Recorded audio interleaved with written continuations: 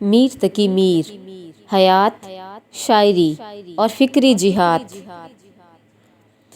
السلام علیکم۔ آج کی اس خصوصی ادبی نشست میں آپ سب کو خوش آمدید۔ آج ہم اردو شاعری کے اس عظیم شاعر کے بارے میں گفتگو کریں گے جسے اردو غزل کا بادشاہ اور خدائے سخن کہا جاتا ہے، یعنی میر تقی میر۔ اگر آپ اردو شاعری سے محبت کرتے ہیں تو اس کو لائک کریں اور چیٹ میں ضرور بتائیں کہ آپ ہمیں کہاں سے دیکھ رہے ہیں۔ آج کی نشست میں ہم میر کی زندگی، ان کے عہد، ان کی شاعری کے اہم موضوعات، منتخب اشعار کی تشریح اور اردو ادب میں ان کے مقام پر تفصیل سے گفتگو کریں گے۔ میر تقی میر کا تعارف۔ میر تقی میر کی پیدائش۔ میر تقی میر کی پیدائش 1723 میں آگرہ میں ہوئی۔ ان کا اصل نام محمد تقی تھا، جبکہ میر ان کا تخلص تھا۔ میر نے اپنی زندگی میں بے شمار مشکلات، معاشی تنگی، سیاسی انتشار اور ذاتی صدمات دیکھے۔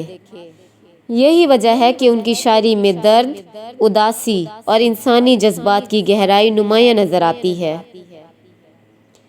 جب میر جوان تھے تو برصغیر میں مغلیہ سلطنت زوال پذیر تھی۔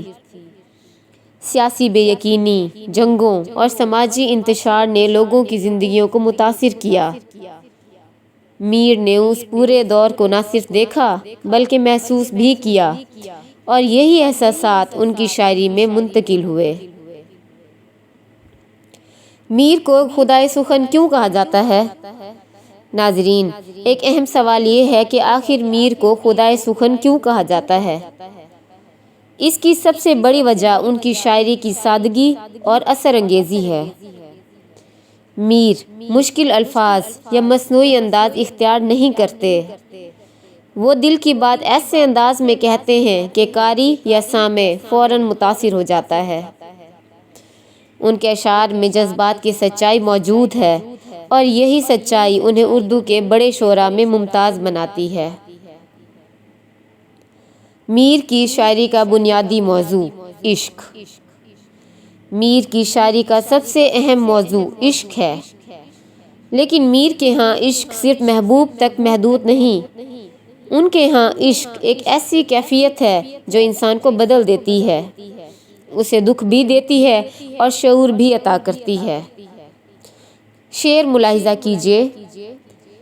پتا پتا بوٹا بوٹا حال ہمارا جانے ہے، جانے نہ جانے گل ہی نہ جانے باغ تو سارا جانے ہے۔ تشریح۔ اس شعر میں عاشق اپنے دکھ اور بے بسی کا اظہار کرتا ہے۔ وہ کہتا ہے کہ پوری کائنات میرے حال سے واقف ہے، لیکن محبوب ہی میرے جذبات کو نہیں سمجھتا۔ اس شعر کی خوبصورتی یہ ہے کہ شاعر نے پورے باغ کو ایک زندہ کردار کی طرح پیش کیا ہے۔ میر کی شاعری میں درد۔ میر کی شاعری کو درد کی شاعری بھی کہا جاتا ہے۔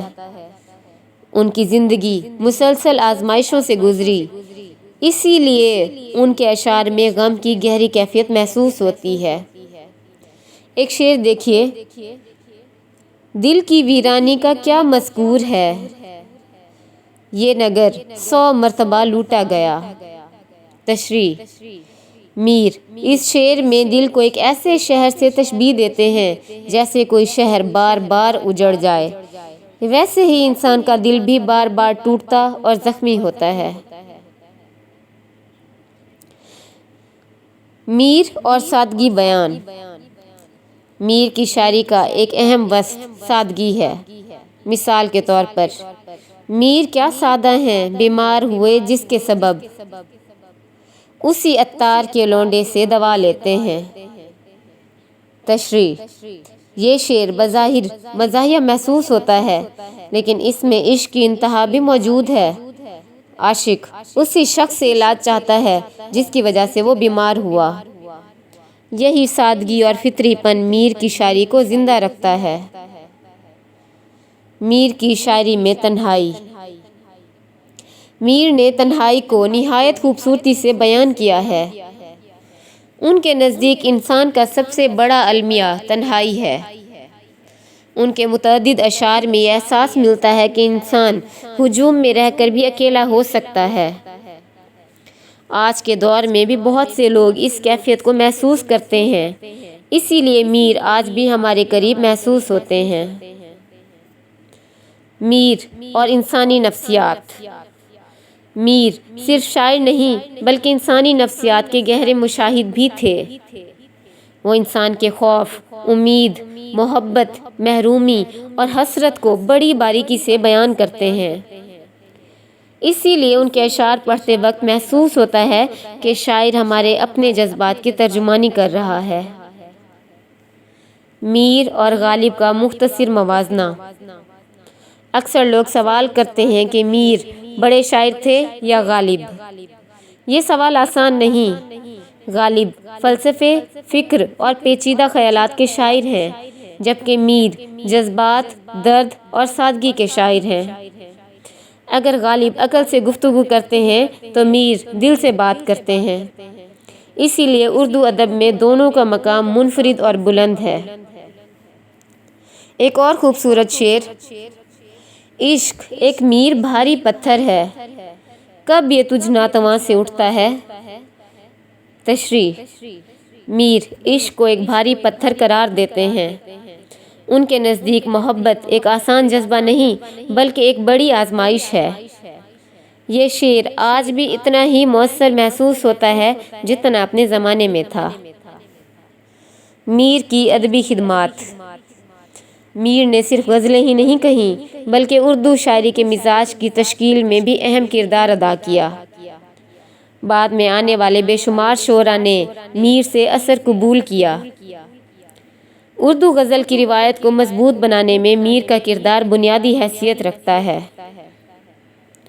موجودہ دور میں میر کی اہمیت۔ ناظرین، سوال یہ ہے کہ آج کے دور میں ہمیں میر کو کیوں پڑھنا چاہیے؟